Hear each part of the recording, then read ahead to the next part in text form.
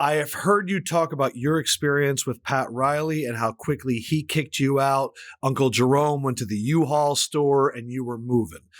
He came out after the end of last season and said, we are not extending Jimmy Butler. Jimmy Butler is making $50 million this year, has a player option next year for another 50. So it comes out to about $100 million over the next 2 years. But Jimmy right now is saying, I don't have the joy to play. I have been around a lot of normal working class folks the last week that have brought this up to me.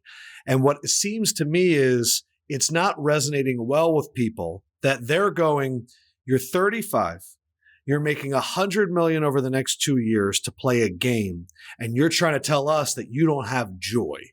I've also had a lot of people say to me, man, I'm noticing a trend that everywhere Jimmy Butler goes, it doesn't end well. Minnesota, Chicago, Philadelphia, it doesn't really end great. What advice would you give Jimmy right now? Because it does seem like a weird situation. I have a question. Do you get paid for what you've done or what you're going to do? Just think about that right now.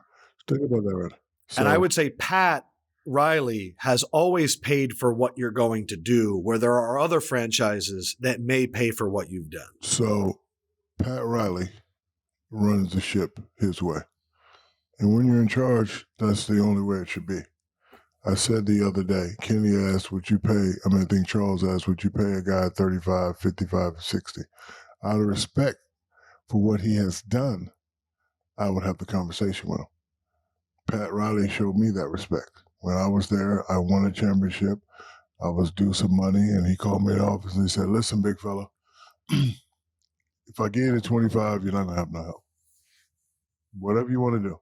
It's not a conversation. You deserve it. You earned it. If I give you this 25 for 4, you have no help. However, I can give you 20 for 5, and I can bring in James Posey. I can bring in White Chocolate. I can bring in your arch rival, Alonzo Mourning. I can bring in your friend GP. And we had that conversation. And I wanted to be remembered as a guy that could win. So I said, you know what? I appreciate the respect. I'll take the less money. So I don't know if they had that conversation. I don't like to get into people's business and their money. But, one thing about Mr. Riley is he's definitely going to run it his way.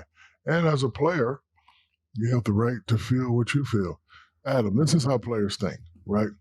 Let's just say there was a podcast money network, right? And me and you are making a certain amount. And we see some kids out there that we're better than, and we know we're better than, we get higher ratings, higher numbers, but they're making a whole lot more money. How do you think that's going to make us feel? It's definitely going to make us feel some type of way. So when we go back to the big cockhead now, we're going to be like, listen, my man, these little Twitch kids or these little streamer kids, they make them boom, boom, boom, boom, boom. Me and Adam number are higher. This is what we want. That's how the game works. Like all players do it. All agents do it. So Jimmy's saying, okay, I know I'm 35 and all that, but this guy's, he's making this and he's making that, so this is what I want. That's the name of the game. And, the narrative is always going to be pushed a certain way, but I know that Jimmy's a strong guy and Pat's a strong guy, but when you're in charge, when you're the judge, the jury, and the executioner, you get the final say-so. So in my situation, Pat had the final say-so. He said, it's time to trade the big fella, and I was traded. But, hey, man, this is what we call the business of basketball. Jealousy is the only poison that affects the container. Exactly. And I one time was in a conversation with a very wealthy person. And he kept telling me, he's like, don't you want more? And I don't know what happened to me. It was like during the pandemic, I just tried to learn the power of the word enough, because I think it's great to be motivated to try and get everything. But I think sometimes you don't appreciate what you have when you're obsessed with having more. And I think that balance, you need to keep going, but at the same time. But I don't think it's more. I think it's more about mind. Like when you talk about jealousy, mine. If I got mine, why don't I want yours? See what I'm saying? So, can I ask you a rich person question that I don't think people can understand? Go ahead. Yeah, okay.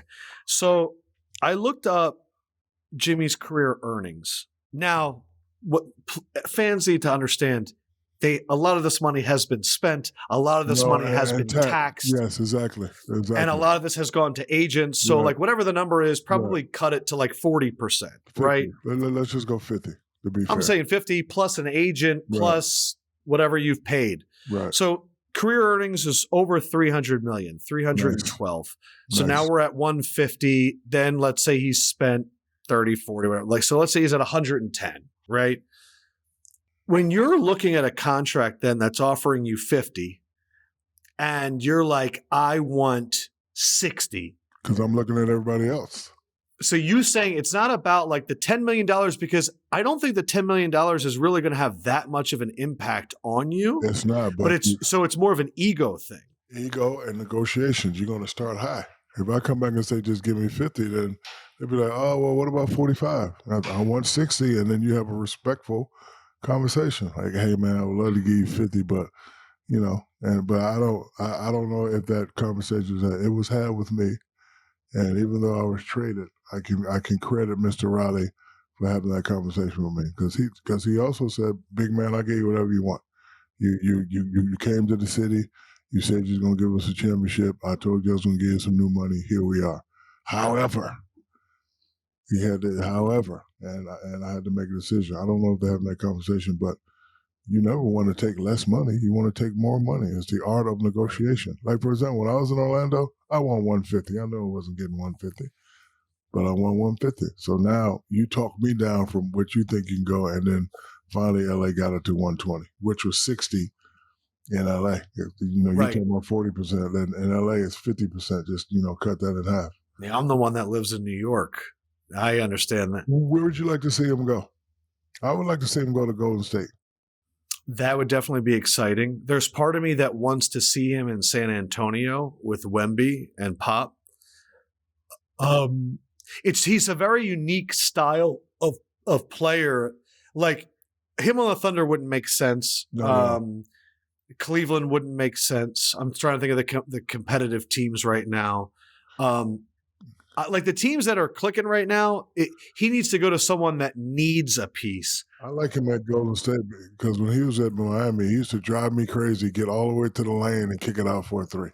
I'm like, bro, lay the goddamn ball up. So that'll work in Golden State. Look, Sixers fans are upset that he left and we kept Tobias over him. So that's one too. I want to ask a question because you would know. Derrick Rose, Ja Morant, who would you say was more explosive when they were both at full health and jumping? Okay, I'm gonna answer this. And I heard somebody say this one time, so I'm gonna answer first. Derrick Rose, because I've seen it live in person. Ja Morant is a hell of a player. No disrespect to him. Haven't seen it live. But for me, because of personal experience, I'm going to have to go with Derrick. I haven't never played against Ja Morant. But he looks very explosive. I can tell he's explosive. But what was it like with Derrick Rose? Like when he coming out that pick and roll, you might as well just get out the way. Because if you try to show he's going to go around you, he was quick. Man, there's a lot of quick guys. But Ja is very explosive. And these are the questions that I hate because if you don't answer them the right way, I'm hating. But so I'm trying to break it down as educationally as possible. I know from experience what Derrick Rose can do. I haven't played against Ja. So I thought Westbrook was incredibly explosive as well. And I played against Westbrook. So if I'm doing field studies and field tests, I've been in the field with those two gentlemen. I haven't been in the field with Mr. Morant, so I can't give you an analysis of what the calculation of his speed reciprocability is.